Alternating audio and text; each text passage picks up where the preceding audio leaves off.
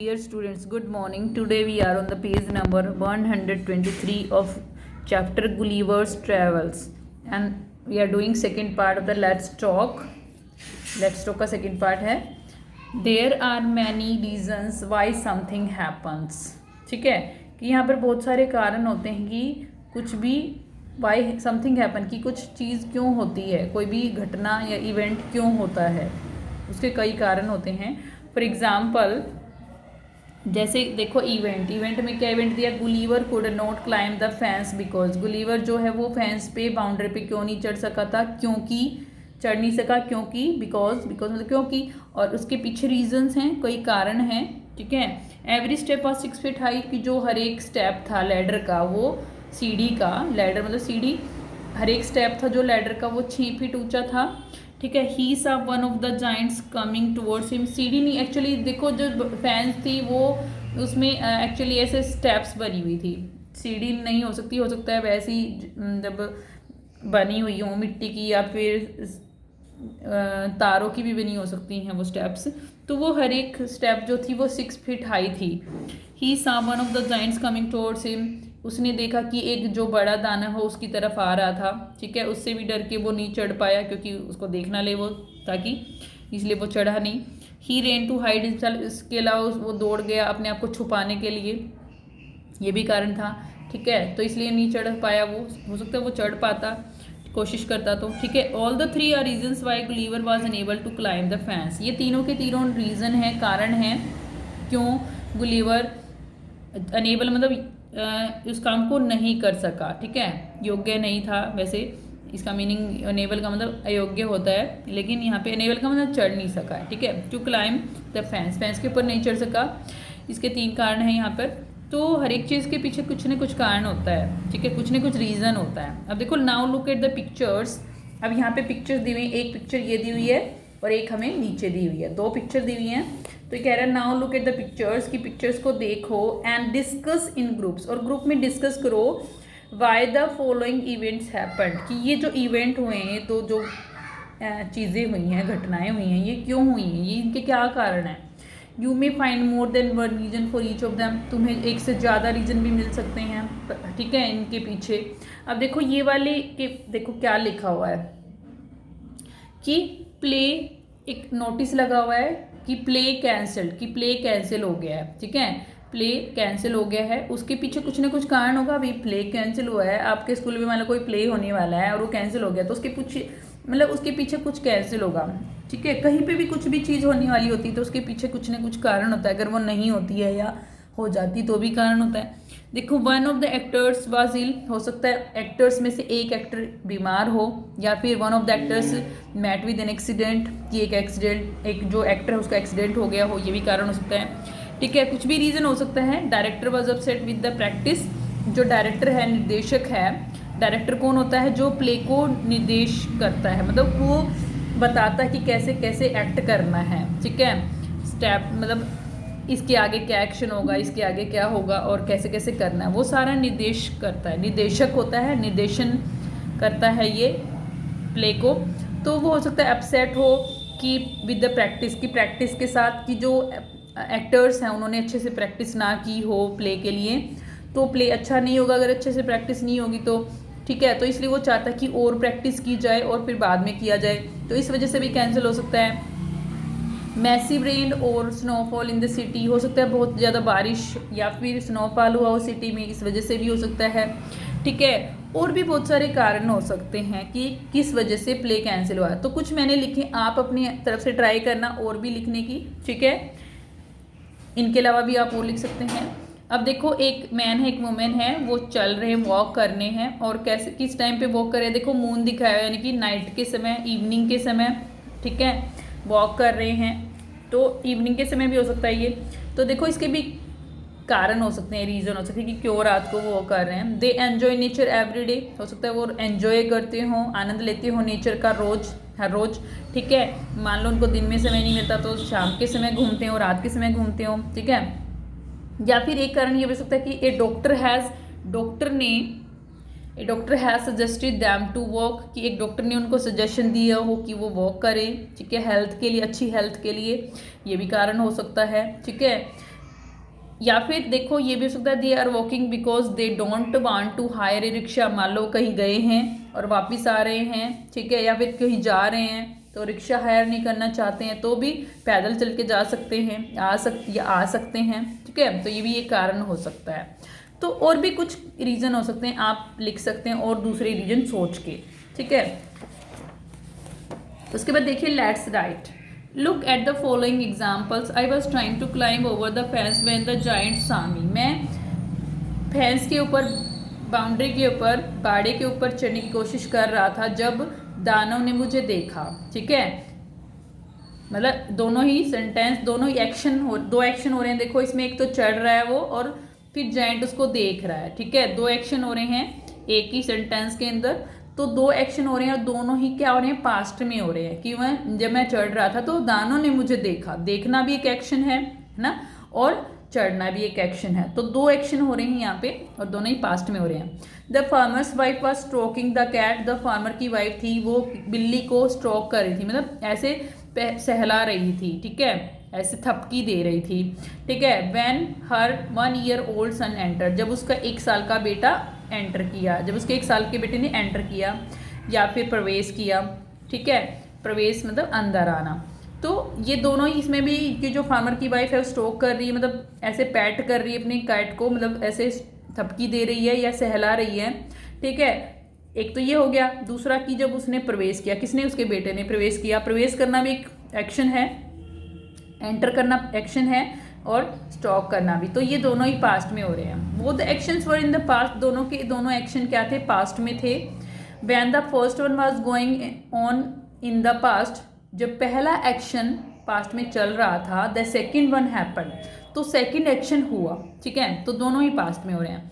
Match the following and right complete sentence in the lines below. अब जो नीचे हमें करना है इसी तरह के सेंटेंस बनाने के, एक पास्ट में चल रहा है फिर उसी टाइम दूसरा भी हो रहा है, तो ये मैच करने हमें। Following right complete sentence in the lines, और ये मैच करके और फिर नीचे जगह दी हुई है, इनको पूरा पूरा भी लिखना है, ठीक है। देखो I was writing a letter, मैं एक लेटर लिख रहा था, तो क्या हुआ, देखो क्या हो सकता है, लाइट्स वेंट आउट, ये भी हो सकता है वैसे तो देखा जाए तो, ठीक है। माई पेन रन आउट, ये सबसे अच्छा है कि जब मैं लेटर लिख रहा था तो मेरा पेन जो है वो ख़त्म हो गया, मतलब मेरी पेन की इंक ख़त्म होगी, वो चलना बंद हो गया। तो इसके साथ मैच करेंगे, ये 1 का आंसर हो जाएगा, ठीक है। उसके बाद देखो Paul was looking out of the window. जो पोल है वो विंडो से बाहर देख रहा था, ठीक है, बाहर देख रहा था। क्या हुआ उसी टाइम,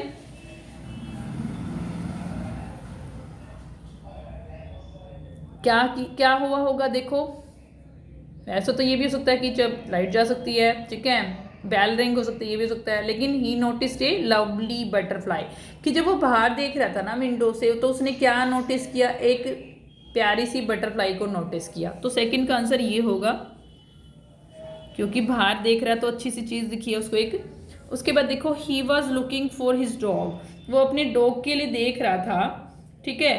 तो क्या हुआ,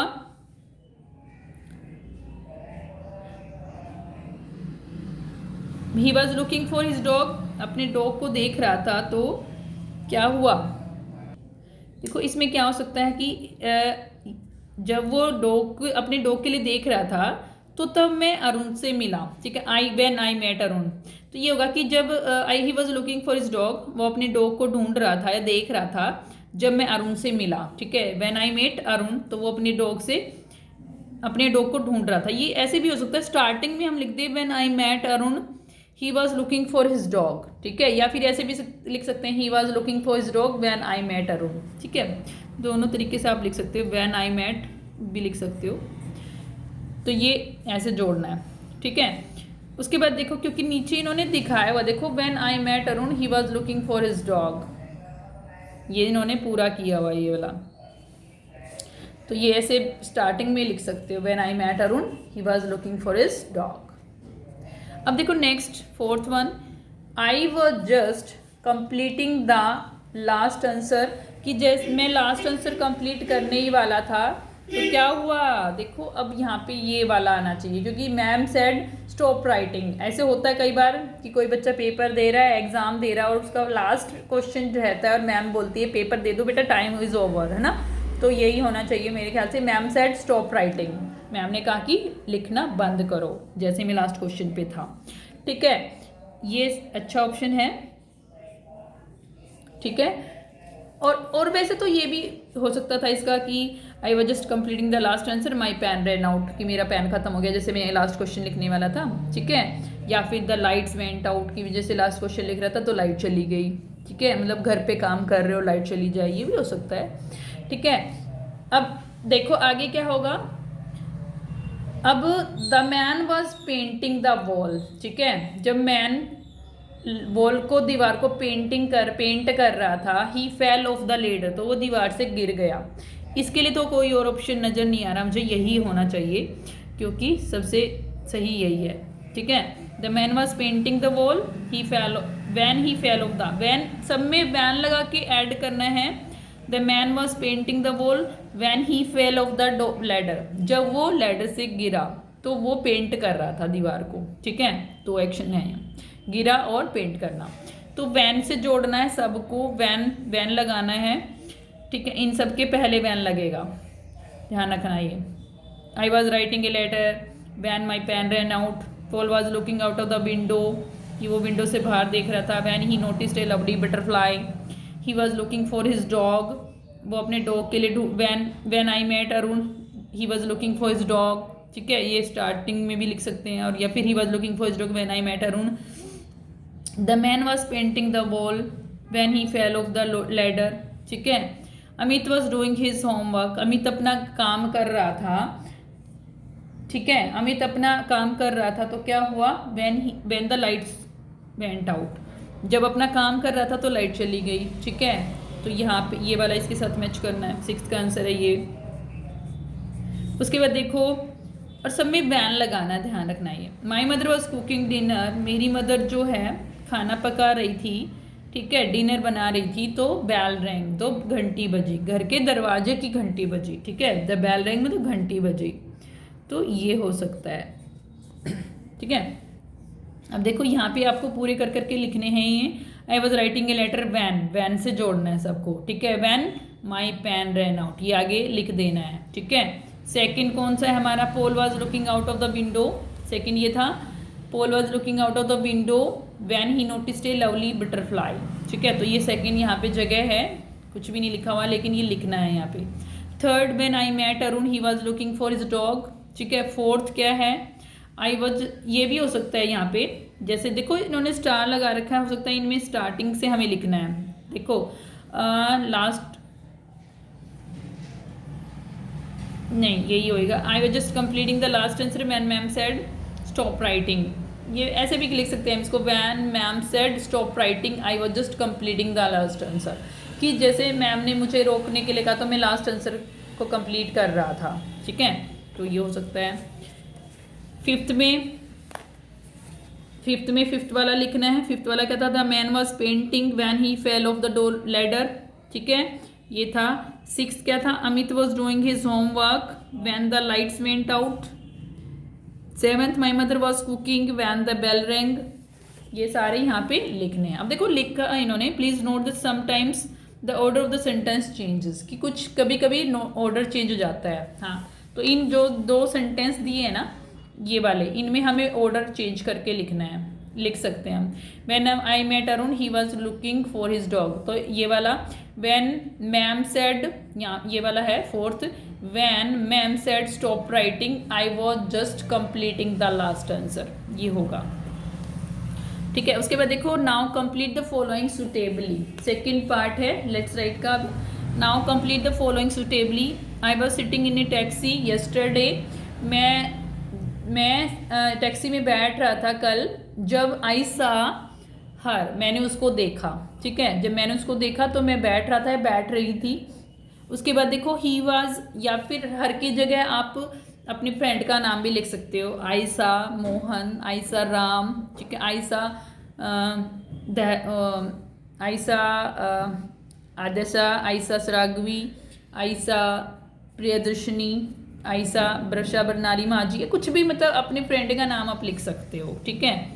he was cleaning out his cupboard, he was cleaning out his cupboard, वो अपना कबर्ड साफ कर रहा था, ठीक है। वह है, देखो ही वॉज क्लीनिंग, वह साफ कर रहा है अपने कबर्ड, मतलब अपनी अलमारी को साफ कर रहा है। When he found his old photograph, जब उसने उसको अपनी एक पुरानी तस्वीर मिली, ठीक है, या फिर उसको एक लोस्ट पेन मिला जो गुम हो गया था पहले उसका, या फिर कुछ भी आप लिख सकते हैं यहाँ पर, ठीक है। Dash a dog ran out onto the road, कि जैसे मतलब I was crossing the road when a dog ran out onto the road, कि मैं जब रोड को क्रॉस कर रहा था तो तभी एक रोड पे डॉग भाग आया, ठीक है, तभी एक वो भाग आया। तो अब ये भी हो सकता है। उसके बाद देखो अब यहाँ पे चेंज किया हमने, देखो द बॉयज वर क्वेलिंग वैन, या बॉयज वर प्लेइंग वैन, ठीक है, झगड़ा कर रहे थे, क्वेल का मतलब झगड़ा करना, या फिर खेल रहे थे भी लिख सकते हैं आप। The boys were playing when, the teacher walked into the room, जब टीचर रूम में आया तो जो लड़के हैं वो झगड़ा कर रहे थे या खेल रहे थे, कुछ भी पढ़ सकते हैं आप, ठीक है, या पढ़ रहे थे, ठीक है, स्टडिंग भी लिख सकते हैं यहाँ पे। When we compare two things या people we add E R or more to the describing words. Describing word हम एडजेक्टिव्स हम कर चुके हैं वैसे ग्रामर में। एडजेक्टिव्स में मैंने बताया था कि जब हम दो चीज़ों में कंपेयर करते हैं तो ई आर लगता है या फिर मोर लगता है, और जब हम एक दो से ज़्यादा चीज़ों के बीच में कंपेयर करते हैं तो हम ई एस टी मतलब जैसे बिगेस्ट, ठीक है, और मोस्ट का यूज़ करते हैं। जैसे यहाँ पे क्या हो सकता है, मान लो एक बच्चा बड़ा है या टोल है, लेकिन दो बच्चे हैं तो उनमें से हमें बताना है कि कौन सा टोल है, तो टोलर का यूज़ करते हैं। जब दो से ज़्यादा बच्चे में टोलर लंबा बताना हो तो हम क्या करते हैं, टोलेस्ट, कि कौन सा सबसे लंबा है, ठीक है, कंपेयर करने के लिए हम ये यूज़ करते हैं एडजेक्टिव्स में। एडजेक्टिव क्या होता है, विशेषता बताने वाले शब्द होते हैं, ठीक है, जो किसी चीज़ को डिस्क्राइब करते हैं वो एडजेक्टिव होते हैं। उन्हीं के साथ अगर हम दो के साथ कंपेयर करते हैं तो ई आर लगाते हैं, ज़्यादा के साथ कंपेयर करते हैं तो ई एस टी लगाते हैं, और मोर या मोस्ट का भी यूज़ करते हैं कुछ वर्ड्स में। अब देखो, look at the following examples, नीचे एग्जाम्पल्स दे गए हैं। When first two are compared and when all three are compared, ठीक है, जब पहले दो को कंपेयर किया जाएगा तो हम क्या लगाएंगे, और फिर तीनों को कंपेयर किया जाएगा तो क्या लगाएंगे। देखो पहले तो सेल बोट है, the sail boat is fast, जो सेल बोट है वो तेज है, ठीक है, सिंपली एक चीज़ की बात कर रहे हैं। फिर देखो the car is faster than the sail boat, जो कार है वो सेल बोट से ज़्यादा तेज है। अब दो चीज़ों की कंपेयर कर रहे हैं, पहले हम कंपेयर नहीं कर रहे थे, पहले वाले में सिर्फ बता रहे थे सेल बोट के बारे में, फिर दो चीज़ों को देख रहे हैं और बता रहे हैं कि कौन सी ज़्यादा तेज है, ठीक है। उसके बाद देखो the aeroplane is the fastest of all, अब तीनों में से जो एरोप्लेन है या ज़्यादा चीज़ें होती और उनमें कंपेयर करते तो भी हम ये वर्ड यूज़ करते फास्टेस्ट, कि सबसे तेज़ बताना होता तो हम फास्टेस्ट वर्ड यूज़ करते। The aeroplane is the fastest of all, जो एरोप्लेन है वो सबसे तेज है, ठीक है। उसके बाद देखो डिफ़िकल्ट, मोर डिफ़िकल्ट और मोस्ट डिफ़िकल्ट, ठीक है, ये तीन वर्ड हैं। डिफ़िकल्ट, ज़्यादा डिफ़िकल्ट, मतलब दो में कंपेयर करते हैं, और सबसे ज़्यादा डिफ़िकल्ट जब हम तीन में कर रहे हैं।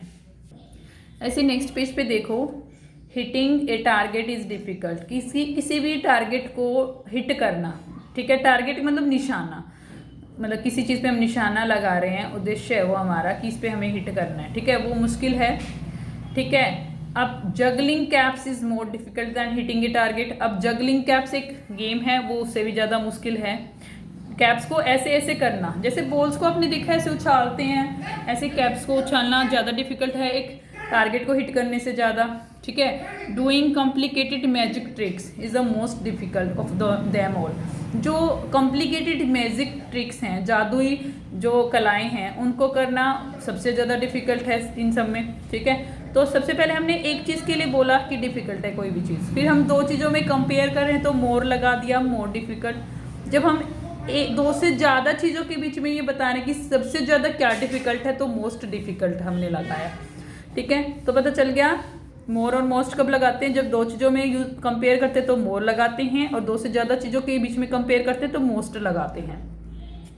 Now complete the following in the same way using the words easy और स्ट्रॉन्ग, ठीक है। अब देखो स्कीपिंग जो है, अब देखो स्कीपिंग, जंपिंग और वॉकिंग है। तो स्कीपिंग देखो, वॉकिंग तो सबसे आसान है ना, और जंपिंग उससे थोड़ा मतलब मुश्किल है और स्कीपिंग सबसे मुश्किल है, ठीक है। तो हम क्या कह सकते हैं कि स्कीपिंग इज ईजी, है ना, ईजी लगाएंगे यहाँ पे।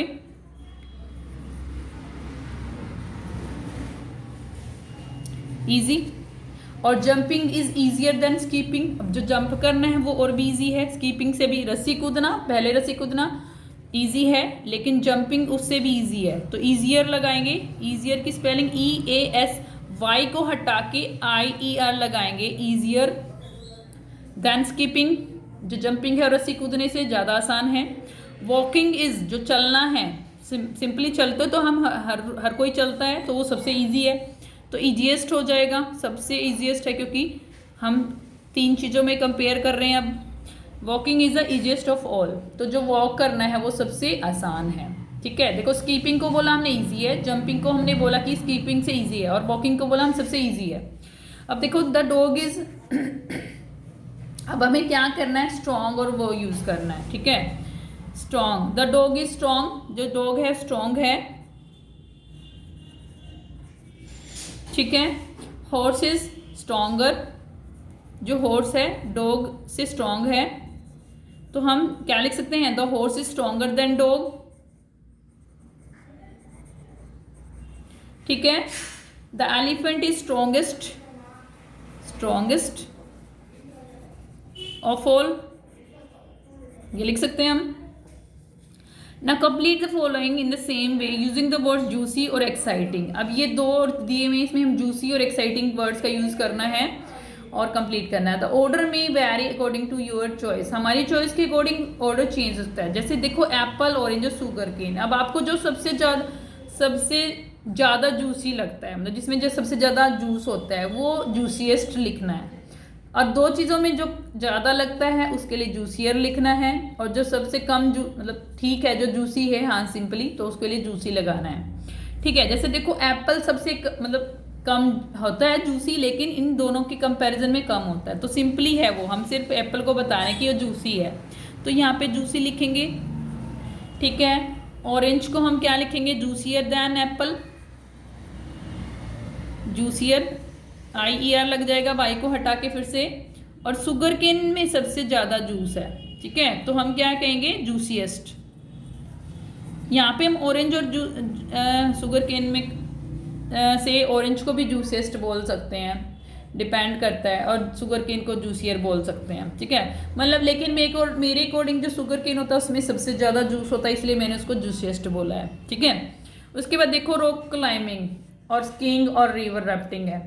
अब जो चट्टाने चढ़ना वो एक्साइटिंग है, स्कीइंग कैसा है वो भी एक्साइटिंग है, लेकिन किसके कंपैरिजन में कौन सबसे ज़्यादा वो है, क्या बोलते हैं, एक्साइटिंग है, वो हमें लिखना है। अब देखो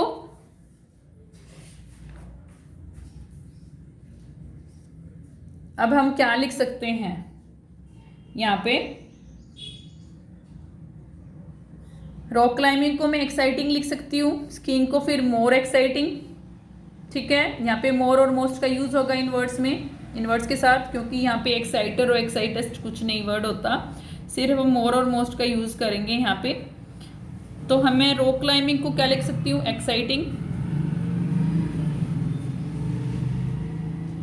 और स्कीइंग को मोर एक्साइटिंग, और रिवर राफ्टिंग को मोस्ट एक्साइटिंग। ये आपके ऊपर भी डिपेंड करता है कि आपको सबसे ज़्यादा एक्साइटिंग क्या लगता है, ठीक है। अब देखो correct the use of describing words in the following sentences, कि करेक्ट करना है हमें ये। चलो आज हम इतना ही करेंगे, that's all for today's class.